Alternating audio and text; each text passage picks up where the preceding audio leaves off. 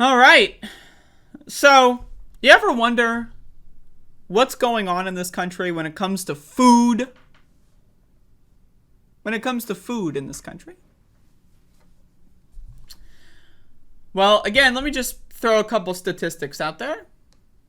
95% of Americans do not hit the daily recommended minimum of fiber. What is fiber? Fiber is debatably one of the most important things you can have in food.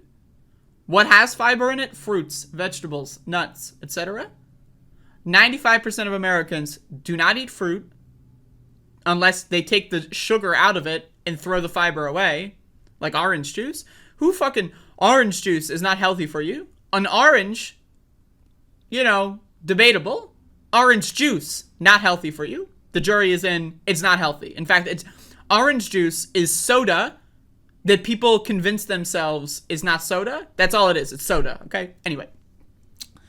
95% of Americans, they don't eat vegetables. They don't eat nuts. They don't eat fruit.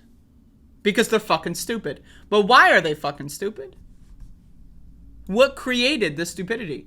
Well, an entire country that's been bought and paid for by sugar companies, right? That are in bed with big pharmaceutical companies, that are in bed with health insurance companies to make Americans as sick as humanly possible, as much as possible.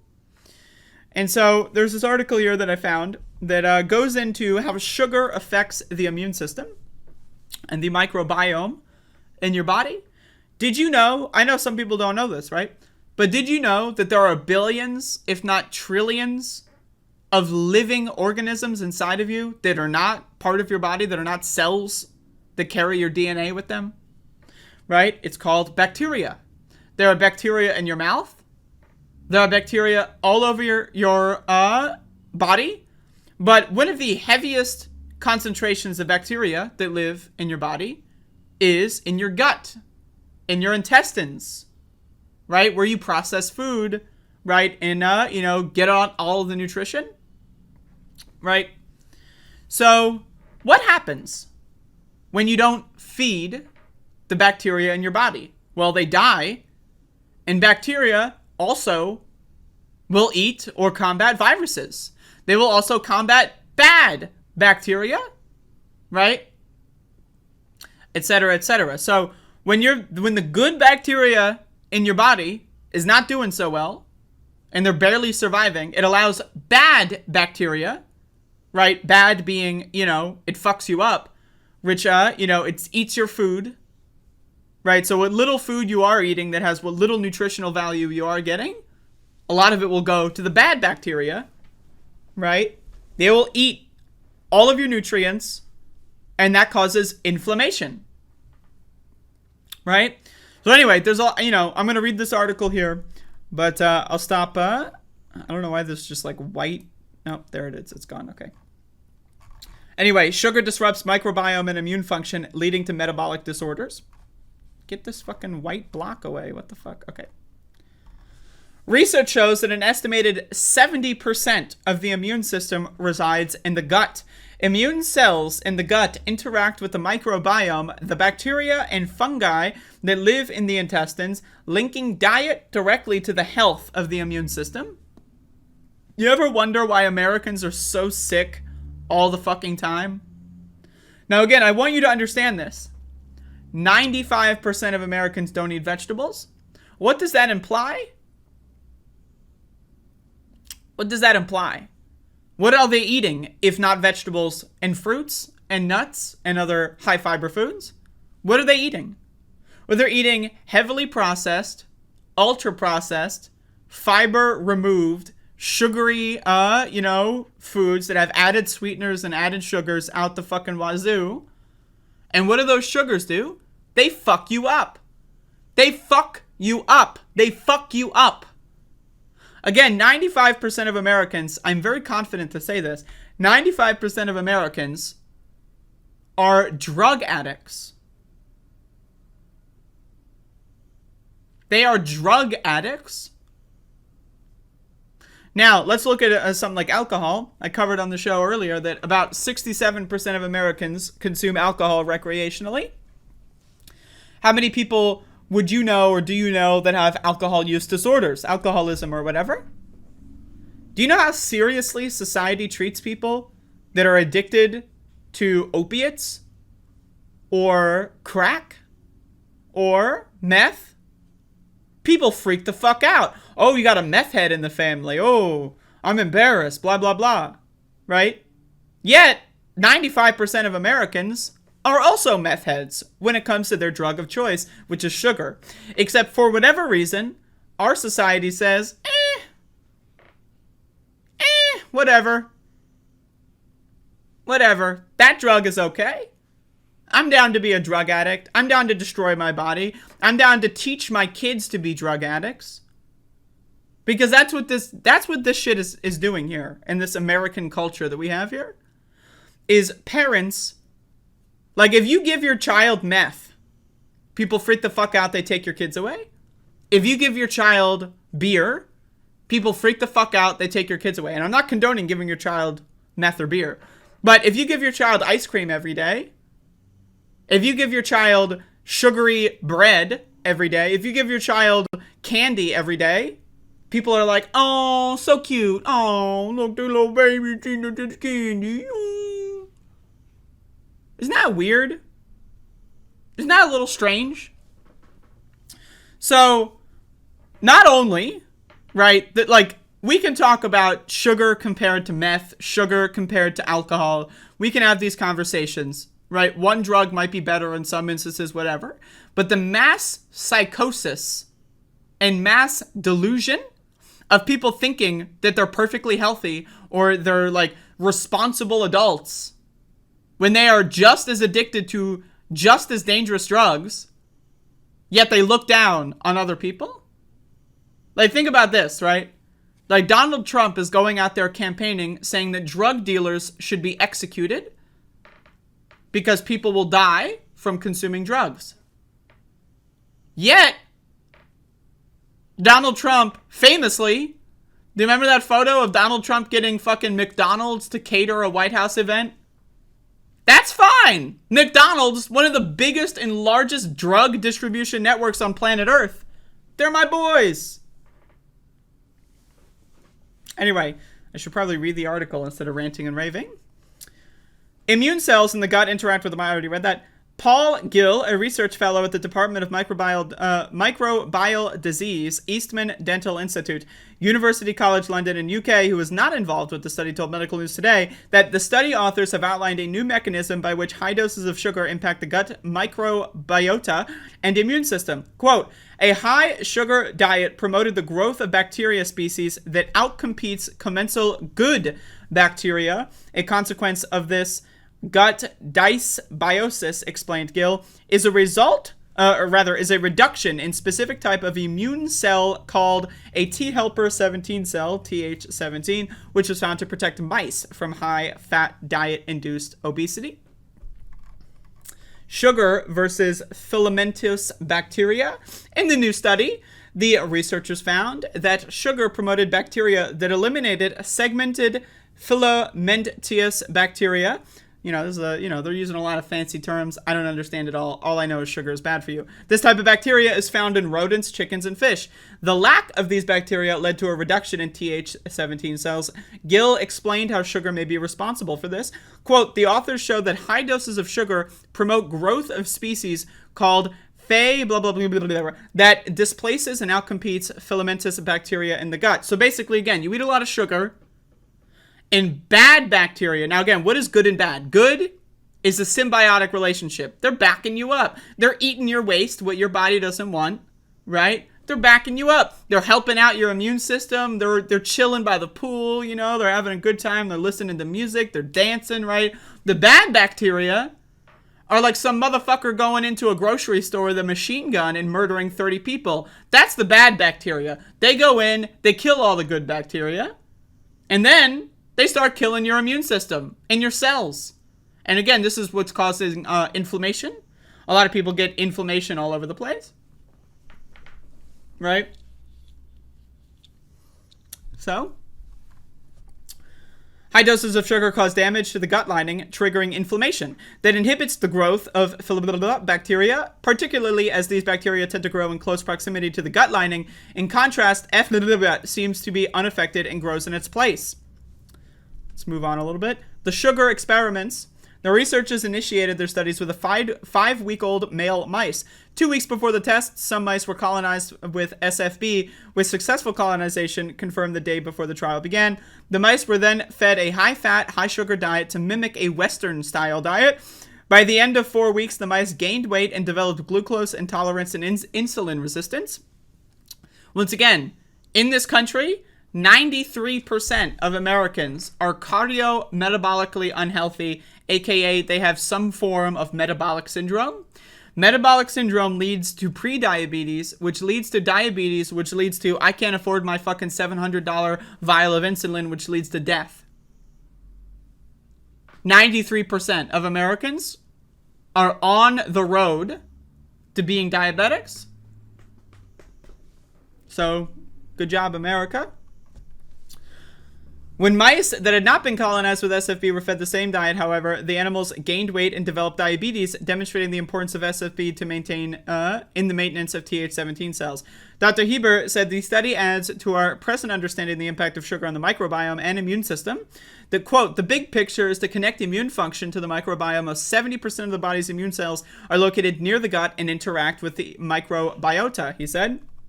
Will this research apply to humans? Dr. Hebo noted that the observed effects on Th17 cells may occur in humans, and that excess sugar and fat in sedentary individuals account for the global increase in overweight and obesity. About 70% of Americans are overweight, about 45% of Americans are obese, and 93% of Americans have a form of metabolic syndrome. We're fucked up. We're fucked up. And our government fucked us up. Corporations fucked us up on purpose. It's a science experiment. Big corporations, big pharma, the food industry, right? The health insurance industry, lobbyists, and politicians all performed a mass experiment on you. On you. You were experimented on without your knowledge and without your consent. You were involved in medical experiments that have destroyed your body. And there is nowhere you can go to call for help. There is no one you can call on for authorities to hold any of these people accountable. These people will die rich, happy, and fulfilled, while you will die with disease, debt that's passed on to your family, and regret. And most Americans don't even know that they're playing this game. Most Americans have no idea that they were enrolled in a mass experimentation. You know, think of the movie The Truman Show, right? With goddamn Jim Carrey, Jimbo, right? That's basically what you are. You are a pawn. You are a piece of their medical experimentation. They are watching you. They know how it's affecting America. We know how it's affecting America. The information is available. You can look it up. You can find it. That's why I share this stuff with people on my program. Except there's no big bad guy we can say and blame for all of this. It's the entire governmental system of capitalism that has designed this. Quote, the authors presented a small amount of human data in the paper to hint that the effect may be relevant to humans, Gill said. However, lots of further study is needed to prove this. There are limitations to mouse models, particularly because there are big difference in the gut microbiota and the immune system of mice and humans. The perils of hidden sugar. I want to get to this part. The high level of sugar that the researchers fed the mice may be closer to what people eat than one may think. The typical Western diet is full of sugar, only a small amount of which is consumed in granular form. Foods often contain hidden sugars, which may include dextrose, fructose, maltose, and sucrose. Often these are just molecules that combine other things, right? Like sucrose is just glucose and fructose, but in 50-50, right? So you can have fructose, and then you have sucrose, but half of sucrose is fructose, right? What the fuck does that mean? It means they get to lie and cover up shit on a food label, is what that means. This leads to a much higher consumption of sweeteners than many realize. Yogurts, which are not healthy for you. Coffee, again, black coffee, which I drink exclusively, is fine. But people will put cream and sugar and milk and sweeteners in coffee. You're a fucking moron. You're a fucking moron if you do that. Again, once in a while, that's the thing with consent. Consent is key. If you know what's going on and you're fully aware and it's like once in a while you want to get like that fucking whipped cream ass shit on your go for it, buddy. I'm not stopping you. But the people that don't even know the damage they're doing, right? Doing this kind of thing every day and getting addicted to it every day, that's a problem. And you have a drug addiction. And that drug is not caffeine. Well, it's also caffeine, but it's not just caffeine, it's sugar. It's sugar, which is a heavily addictive substance. It's a drug. Sugar is a drug, just as, if not more dangerous because of its insidious nature in our society, as alcohol.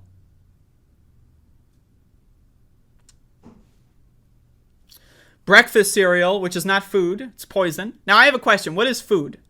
The goal of food is to provide the body with key essential nutrients. Cereal, like Fruit Loops, that's not food, it's poison.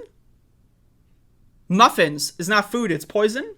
Now again, I'm not against consuming poison in fair amounts as long as you understand what the damage it does to your body. I drink alcohol every once in a while. I drink poison. Right? I'm aware of it. I know how it affects my body. But in America, most people eat poison and are drug addicts. 95% of Americans, is safe to say, are drug addicts. If they're not eating fiber-rich foods, what are they eating? Poison. So there's people wonder, what am I going to eat for food? What's for dinner? A Hot Pocket is not dinner. That's not food. That's not nutrition. That is poison. Right? If you drink every day, if you drink multiple times a day, every day, that's an addiction. That's a problem. If you're eating sugary foods every day, multiple times every day, that's an addiction. You have a problem. But most people don't know this. Most people really genuinely do not realize. Again, you can go to the grocery store and look at brands like Healthy Choice, Lean Pockets, whoa, Healthy Choice meals. And look at the nutrition label, 12 grams added sugar, what a healthy choice. 1 gram dietary fiber, what a healthy choice.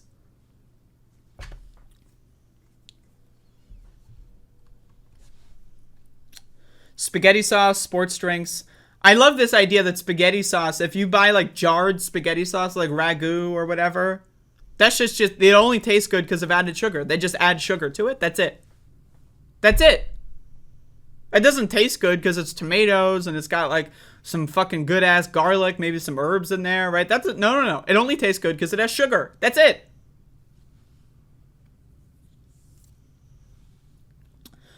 Quote, most Americans only eat 3 servings or less of fruits and vegetables, about 10 grams of fiber, and too many snack foods rich in sugar, fat, and salt. Again, the daily recommended minimum is 25 grams of fiber. All of the food in the absence of physical activity leads to overweight and obesity in 2/3 of Americans and affects immune function, as we saw in the pandemic where obesity was a risk factor for severe disease. So anyway, you can read the rest of this if you'd like. But again, this is something to me, like understanding just how fucked up Americans are, right? It really puts everything else into perspective, right? Because again, not only is your immune system is going to suffer, you're going to get more likely to become sick, especially when a pandemic's going on, right? Not only that, but again, I used to be someone that ate like shit all day, every day. I used to weigh 270 pounds, right? I used to eat pizza, ice cream, whatever. My mom raised me on eating fast food like 5 times a week, 4 times a week. Right? So, that's how I was raised. And a lot of people are raised in similar environments. Maybe not to the extreme that I was raised in. I had to deal with a single mother who didn't really care about me, right? So, but a lot of people are raised in environments that are less obviously bad, right? Again, 95%. That is nearly everyone in the country. That is nearly every single person in the country. Can you think of any poll that you have ever seen, any study that you have ever seen, where it has reached high 90s? 95%. Think of any other. Can 95% of Americans agree on anything? No. Nothing. Now again, when 95% of Americans are drug addicts that are in the middle of a bender that's been going on for 30 years. Now again, if I were to drink alcohol every day, all day, for 30 years, right? It's going to seep into and become a core, fundamental part of my personality. I will change as a result. Alcoholics typically, they get more angry over time. They get sick over time, right? When they get sick, their head doesn't work correctly. They're not thinking straight. So imagine that, but it's 95% of people in this country. When you are eating like garbage, you develop chronic disease. But again, I also want to talk about brain fog a little bit here. Brain fucking fog? What is brain fog? It's really hard to define. Sometimes I experience brain fog. I wake up before my cup of coffee. I'd consider that brain fog. Do I have an addiction to caffeine at this moment in time? Yes, I am addicted to caffeine. And I'm trying to work on reducing it over time, but still, it's something I'm working on. Right? There are so many people that will buy the healthy choice frozen meals and think, oh, okay, that's good. There's so many people that buy ingredients for home-cooked meals, but they use processed sauces. If you're making a home-cooked meal and you fucking throw like 15 fucking helping servings of barbecue sauce on it, you fucked it all up. Now, is it better than just eating the barbecue sauce? Absolutely. But again, think about how being chronically ill all the time, having your body constantly with bouts of inflammation all the time, every day, think about how that affects your mental health. Why are Americans so stupid and why are Americans so angry all the time? Why do Americans kill each other all the time? Why do Americans say and do the dumbest things possible? Because 95% of Americans are drug addicts and they're not thinking clearly. Just think about it. Just again, when you, I know, I can tell you this from my personal experience and anyone I've ever talked to who has done extreme dietary overhauls in their life will tell you that you feel better when you quit processed food. Now, again, once in a while, it's all good. Like any drug, right? The poison factor is in the dose, right? If you're having fast food once a month, you know what? Who cares, right? But it's people being convinced that this stuff is food. What is food? Things that fuel the body with nutrients, right? Hot Pockets are not food. Fruit Loops are not food. These like Nutri-Grain bars, they're not food. Ragu spaghetti sauce is not food. It is poison, right? And so when you're eating poison all day, every day, it affects you. And this is why America is such a stupid fucking country with stupid fucking people. We're all drug addicts. No one understands it. And it destroys our bodies. And it leads to a lot of fucked up shit. Now again, I'm ranting and raving here. right?